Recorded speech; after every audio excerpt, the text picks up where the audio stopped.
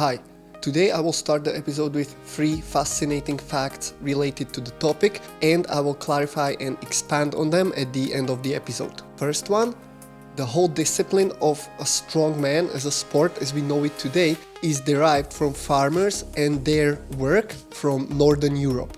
Second one, cobber toss is a discipline in Scottish culture where they literally run with a tree trunk. They try to toss it and not only land it, but land it with a specific precision. And a third one, unspunnen stone throwing is a discipline from Switzerland where they run with a stone overhead and they throw it for distance. Now let's get to the serious stuff. You are doing your sport, you are running, you are using machines in the gym, or you are being functional and you're doing squats, presses, deadlifts using barbells and dumbbells. And we assume you are doing this to get better and for your benefit. And yet, all of this is possibly a reason why you have all the pains, imbalances, discomfort, stiffness, ankle, hip, knee, neck, lower back problems. It is not what you do, it's how you do it. And no, I am not talking about technique. You just pick the wrong tools, and that's mainly the reason why all that bad stuff is happening. 90, maybe 95% of pain, stiffness and discomfort in the body can be solved by movement, by strengthening what needs to be strengthened and building solid foundation. But here is the thing, we cannot fix it by doing the same stuff that created it or doing more of it or doing it just a little bit differently. That is not going to work. We cannot fix it that way if that was the reason why it started in the first place. My name is Paolo, and in this video I'll show you what is the real reason behind all these imbalances and possible pains in the body. How the environment and the fitness environment and culture we created is the actual reason why this is happening, and also why many people who actually understand what's behind it are still avoiding it. Little disclaimer, it's because it sucks and people just can't take that type of discomfort.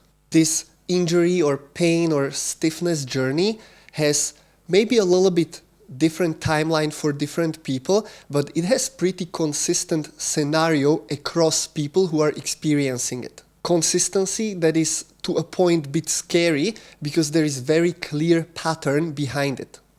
First, you start to do some activity, your sport or going to the gym. At the beginning, everything is new, everything is exciting, and there is a lot of learning of new stuff, new movements, new rules, and you realize that you are doing pretty well. And as this novelty is disappearing, there is an excitement of setting new goals and reaching to the new levels. After a year or two, this novelty slowly fades away, and we are in a mode where we are just doing more of what we already know. Not like there is no learning at all, but we pretty much know all the basics, and now it's about more, heavier, or possibly some high advanced skills. But there is way less learning than there was at the beginning.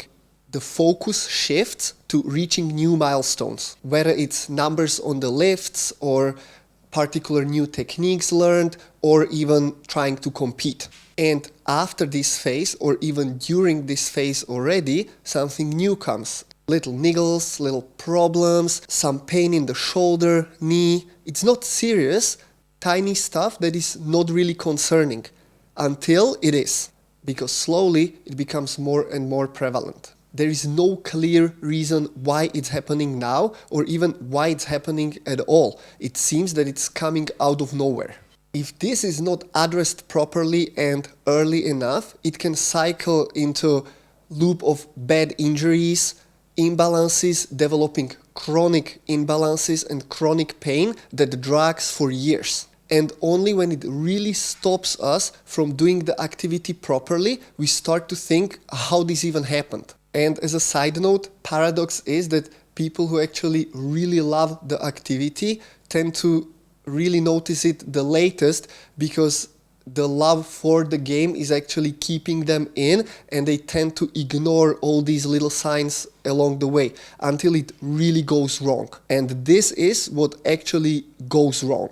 At the beginning of the video, I said that all these problems, or 95% of these problems, can be solved by movement. And here is why. First and foremost, they all are caused by a movement. When we deal with imbalances and pains, they usually come from one of these sources. Lack of stability. Well, but I have good stability. Well, if you would have, there would be no pain. Second one is lack of control. Oh, I can control my body. Well, again, if you would control the body to a degree that it's required, there would be no problem. And the last one is lack of strength. And the fact that you can squat 3 times your body weight makes no difference. If you would be strong enough for what you are requiring from your body to do, there wouldn't be need for this conversation at all. And when there is deficit in these areas, stability, control, and strength, body needs to compensate. I did dedicated episode about imbalances. I'll put the link into the description, but today we'll talk about something else. And what we are going to talk about is the factors that are responsible for lack of strength, stability, and control.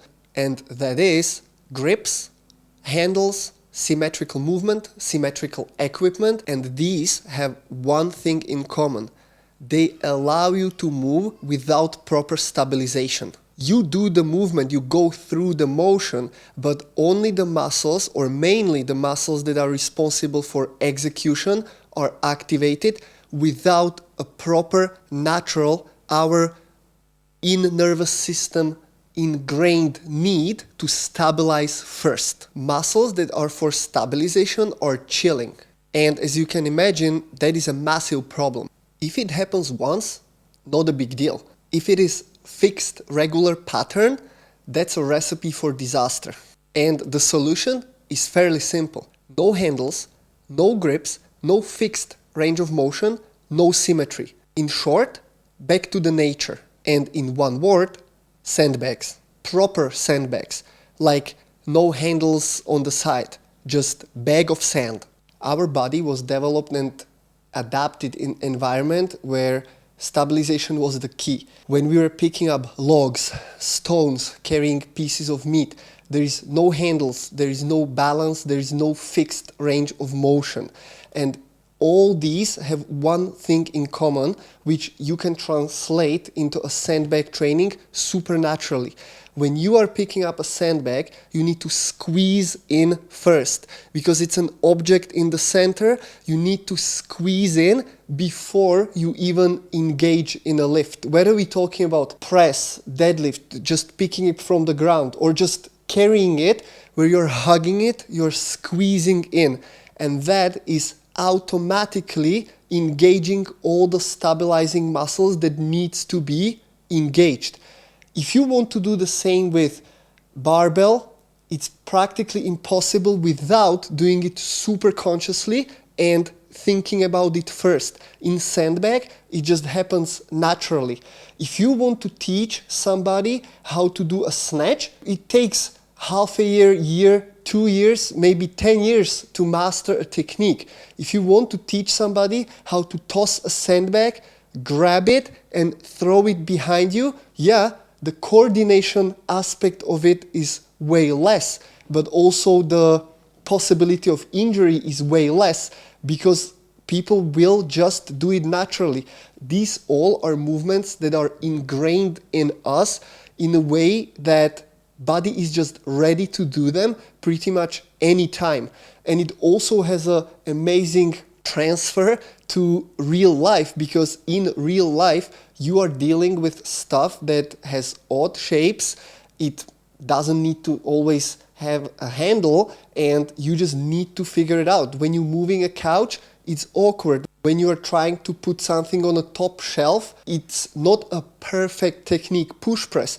And this is all that sandbags can give us, this real life proper stabilization before we even approach the actual execution of the lift. There is no handles, there is no proper balance in anything we encounter in nature. If we only practice with equipment like that, then moving actual stuff when it's required can feel very odd, and we are surprised. How come I can lift this in a gym? How many times you heard somebody to say, yeah, it's not that heavy, it's just it's difficult to grip it? Well, that's exactly the point. If you practice on sandbags, pretty much nothing will surprise you. You build the natural habit of isometric stabilization while you are moving to a degree where then, when you need to do even your sport or some lifts in the gym, it just feels way easier. It's very different whether you do the same movement with the same weight on barbell, dumbbells, kettlebells, or then sandbag. And I would say that it goes in this order. Imagine doing a press with 50 kilo barbell. All right, easy. Imagine doing it with two 25 kilo dumbbells. Well, already here we realize that 25 and 25 doesn't equal 50. This basic math is just not working because the objects now require stabilization twice as much because they are not connected. And when it goes to kettlebells, because of the awkward shape, it even amplifies that. But when you have to do strict press, or this, in this example, a press with a 50 kilo sandbag, it will feel so much more difficult that many people who can do multiple reps with 50 kilo barbell might struggle with just a few reps at the sandbag. It just feels very odd, it feels very different, and the movement is a little bit different every time. The rep is different every time. You need to dig your fingers in, you need to squeeze so hard, then the weight shifts, so you need to adapt to that. And because of these adjustments that might be on a very micro level, these micro adjustments, that's how your body is learning what real strength actually is. It is a superior way of training. You can do practically everything you do with your other equipment with the sandbags as well. You can do presses, squats, picking it from the ground, carrying it, tossing behind you. There is pretty much nothing you cannot do, and everything you do will have a massive transfer to any other activity. This doesn't mean that you should not touch barbell ever again. But if you can do squats with 100 kilo sandbag, barbell won't bother you ever again. If you can do presses, front rack squats, or thrusters with a sandbag, that is type of stimulus and discomfort you will never get anywhere else. It is incomparably more taxing, but that effort is so worth it for the benefit it can give us. And again, you don't need to replace all your equipment now, even though the benefit of that is undeniable. However, you can definitely implement that more and see how your body will start to fix itself. It might require a bit of humbleness though, because you will probably go down with your weights at first, maybe even significant drops. But on the long term, this uneven training will create amazingly balanced body in a way of function and ability to create tension and power. Because if every rep you do requires this kind of stabilization, there is increased demand for more muscle units, neuromuscular units, to be recruited. Therefore, priority for your nervous system will be efficiency. So it's not just leaking energy, but doing everything as efficiently as possible. Nervous system needs to and will eventually figure out how to do this without being so taxed. And at the same time, this helps to build mobility. Mobility is our active range of motion. In translation, it is how strong are you at the end range of motion. And if you're squeezing and you creating that strong contraction just to hold the bag, and then you either squatting or pressing or whatever you're doing with it, the tension at the end of the rep is arguably as high, if not more, as at the beginning. So you can't just relax into it and hang out there and lock it and let the tendons to take the load. So you are teaching your body how to be strong, how to stabilize, and how to perform very well at the end range of motion. And that is what true mobility means. If you do strength training properly, you do not ever need to stretch. I know that might be hard to take and very controversial for some people, but it is true. And with sandbags, that applies even more. So grab some sandbag and let's see what you got. Thank you very much for watching. My name is Paolo. Send this video to 2 people. First one, somebody who you think that would really need some more stability. And second, somebody who you would like to do sandbag workout with. And to extend on the facts from the beginning, strongman as a discipline was literally created and derived from hard work of farmers somewhere in Northern Europe. Yoke carry, farmers carrying logs, doing sled pushes. This all was created as a local villagers competition between who is the strongest man in the village, and they just used what they had and they were comparing themselves, competing in the disciplines that were natural to their daily life. And if you ever met somebody or trained with somebody who has this background and has this lifestyle, you might notice that their strength really seems supernatural. From the grips to the perceived muscle density, that's just something that they were literally building their whole life, maybe even for generations. Second one, cobber toss, is a discipline where they have around 5 to 6 meter long tree trunk. They are holding it down, hanging on their hands and leaning on the shoulder.